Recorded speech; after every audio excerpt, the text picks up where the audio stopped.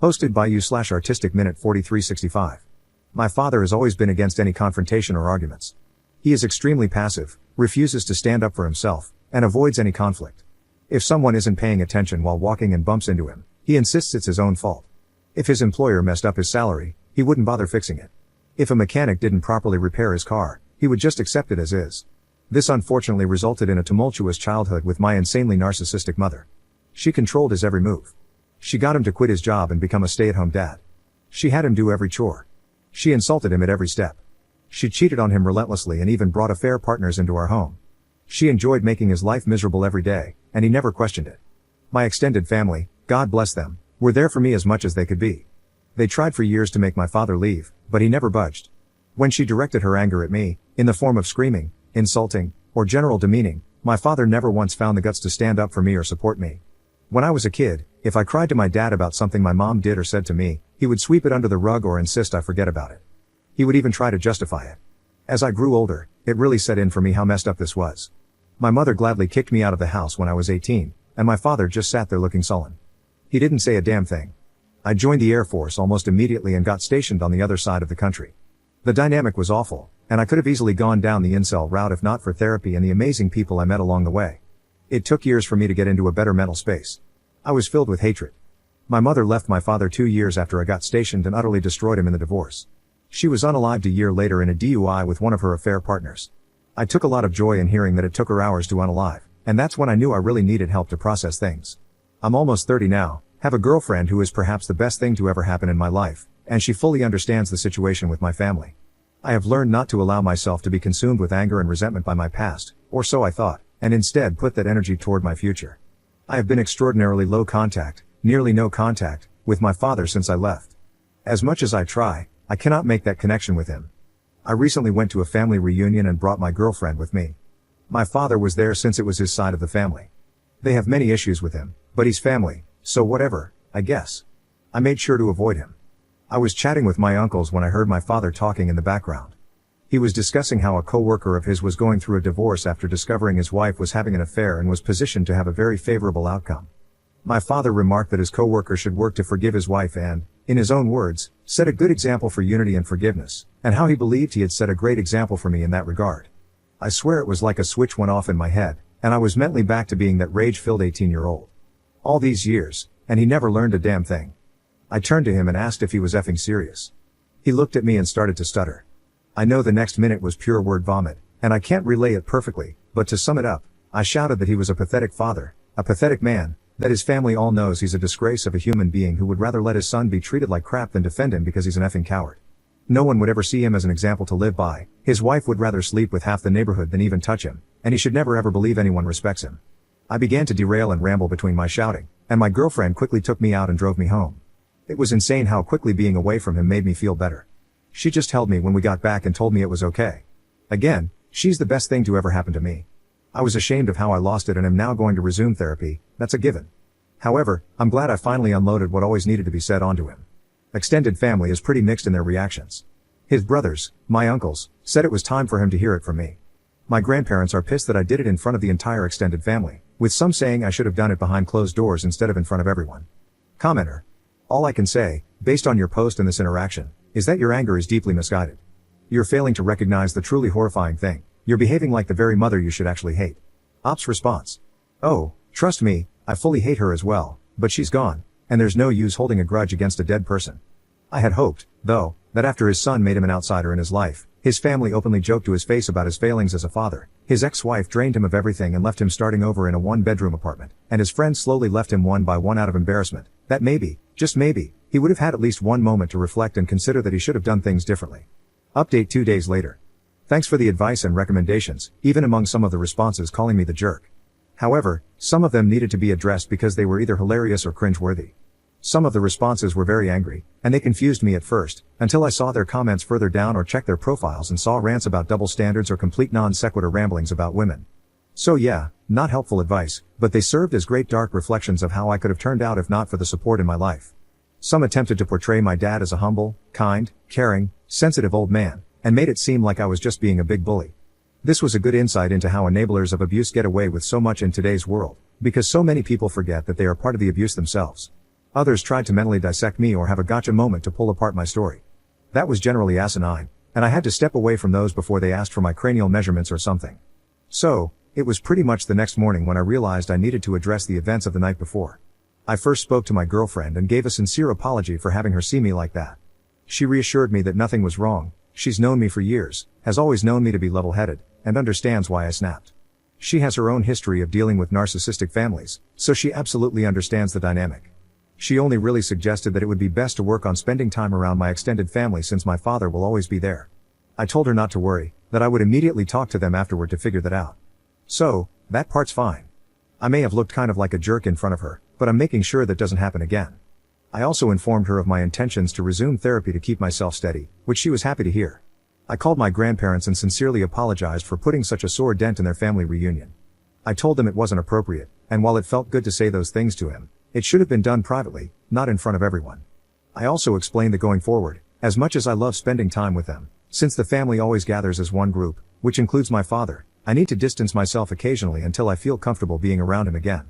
I reassured them that I'm not, nor would I ever, establish an ultimatum or make demands of them. Either way, I just need to step back for now. I guess during my apology and explanation, I was kind of going on a tangent because my grandfather interrupted me to tell me to calm down. He explained that after I left, people started to separate or slowly leave, and eventually, they were able to talk to my father one-on-one. Apparently, seeing me freak out led to my grandmother having a mini freak out of her own when she spoke to my father, which resulted in her kicking him out. While I have a great relationship with both of my grandparents, my grandmother has always been extra protective of me, so seeing me that way must have set off a fire in her. My grandfather then said that it's become a bit of an open family secret that my father is failing. His brothers taunt him about it, and they generally don't have a great relationship with him, while for my grandparents, it's always been uneasy.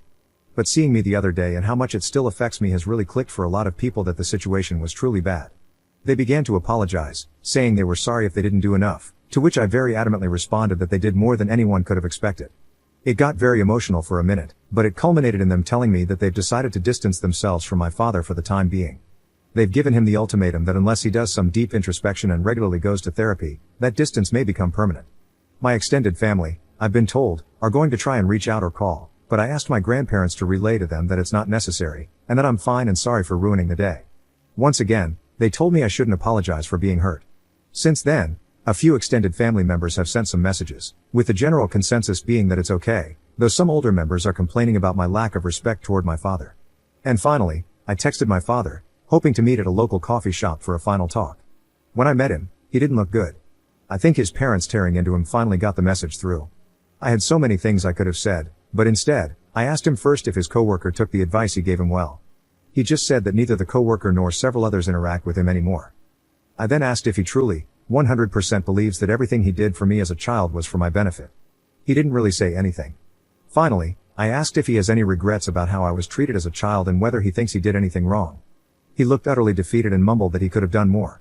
I could have poked and prodded or gone on another rant, but instead, I told him this should be goodbye, and I hope he gets the help he needs. I think finally unloading my frustrations was what I needed to be able to move on and find peace. I absolutely need to stay on track with therapy and admit that a public outburst wasn't okay, but I think I'll be fine now. Second update 3 weeks later.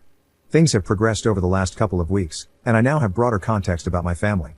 Long story short, a lot was hidden from me. My father was an absolute D-bag to his family, and that's why they treat him the way they do.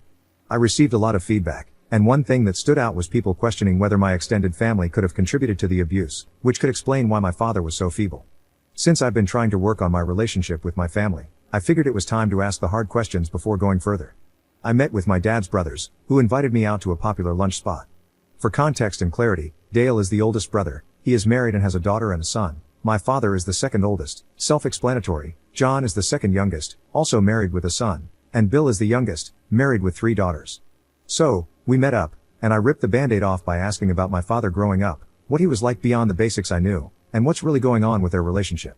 Dale sighed and basically summed up that, besides what I already know, there's a lot of backstory I'm unfamiliar with that they never shared because it was never the right time or place. What I've always known is that my father was fairly normal when he was young. He was a little shy but fantastic academically, played sports occasionally, and had a close-knit relationship with his brothers. However, everything started going downhill when he met my mom during his junior year of high school. What I didn't know was that my father was a guiding figure for his 2 younger brothers and was generally seen as one of the nicest people, with a bright future ahead of him. My grandparents adored him, and he even became a bit of a golden child, but no one minded because of how well he treated everyone. The reason his family doesn't respect him now is due to how his behavior changed once my mother became attached to him. It started out simply, my mother acted rude and distant toward the family. They weren't huge fans of her, but since my father loved her, they tolerated it. She became possessive, slowly isolating my father and convincing him to give up his ambitions and goals. The family grew concerned and spent a long time trying to talk to him, urging him to leave her. My father didn't budge and began lashing out at them. When I was born, my extended family tried to approach my father about my mother's attitude. My father became angry and even threatened to report them for harassment. He was in complete denial about her behavior. When Dale's wife was struggling with fertility issues, my mother sent her appalling and cruel messages. Furious, Dale confronted my father, but instead of defending his sister-in-law, my father told Dale to drop it and even justified my mother's behavior. Dale punched him, and the situation nearly involved the police. From that point on, Dale hated him. John grew to despise my father when my mother insulted his son, who has mild physical disabilities. Instead of defending John's son, my father made a joke about what she said, which solidified John's hatred for him. Finally, Bill, who had always idolized my father, tried to tell him that my mother had made a pass at him and urged him to get a divorce. My father's response was a furious call filled with hate and words that completely severed their relationship. To sum it all up, the more time my father spent with my mother, the more he began to mirror her attitude. When my family saw signs of abuse toward me and tried to intervene, my father threatened to lie and accuse them of worse things. My mother had money and lawyers, and she could make their lives hell if they tried anything, and my father was fully willing to let her. They were stuck and could only do so much at a time. The older members of the family, like my grandparents, great-aunts, and uncles, believe in the traditional mindset of sticking together as a family no matter what, while the younger generations want to keep their distance from my father. They're all stuck between a rock and a hard place. There's more they told me, but it essentially boils down to the fact that my father chose to lay on the hill for my mom, ruining his relationships with his brothers in the process. And when she died and left him destroyed, he probably had to come to terms with the fact that it was all for nothing. My grandparents seem unwilling to accept that he's truly lost, or maybe they still hold out hope that he can fix his life. Who knows? It's been a lot to process, and my father confirmed all of this when he called me to ask about family therapy with us. I cut to the chase and asked if what I heard was true, and he said yes. I might have agreed to family therapy before, but now I have no idea. Commenter. You were basically your dad's meat shield throughout your entire childhood, and apparently, that was a pattern. Turns out, the man threw his own siblings under the bus as well. And now the idea is family therapy.